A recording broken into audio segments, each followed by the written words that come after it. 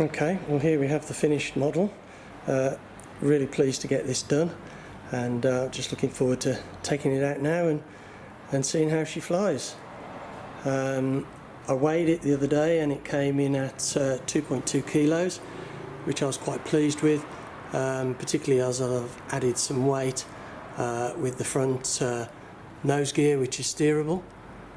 There you can see that, and I'll have also added some weight with the addition of the pod as well, which allows easier access for the battery.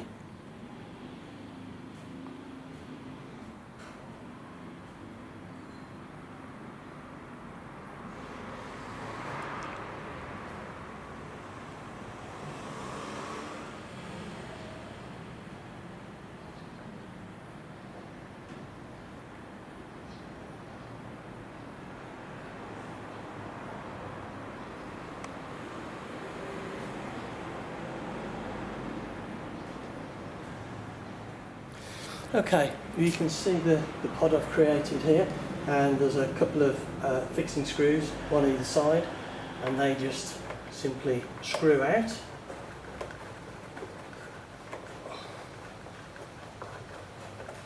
There we go, and the pod just lifts off, and that gives us access to the battery compartment. There isn't a battery in at the moment.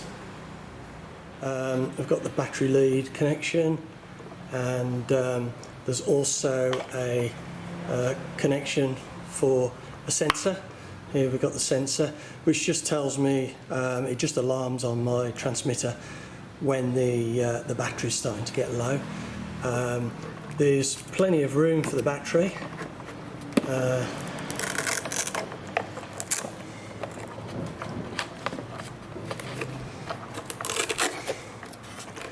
Undo these straps, so the battery can go right up into the nose, or it can go way back that way as well. So if there's any issue over weight, if I decide to put in a bigger battery, then I can accommodate that. Okay, and there we go, there's the underside of the plane. Nice pearlescent blue, so should be able to tell which way up it is. You can see the landing gear there being just that little bit heavier, but again, as I said, it's still only weighed in at 2.2 kilos, and I think the weight limit for this model was, well, the range was 2 to 2.5, so I'm quite pleased with that. You can see there's holes in the front of the nose cowl here to allow good airflow over the motor, but also in the chute coming out the back here, and over the speed controller. I've also, if you remember from the previous videos, I sheeted right up to the edge of this landing gear and have covered right the way up to that, and I think that just looks neater than it perhaps would have been. And the servos for the ailerons, the covers are all done now.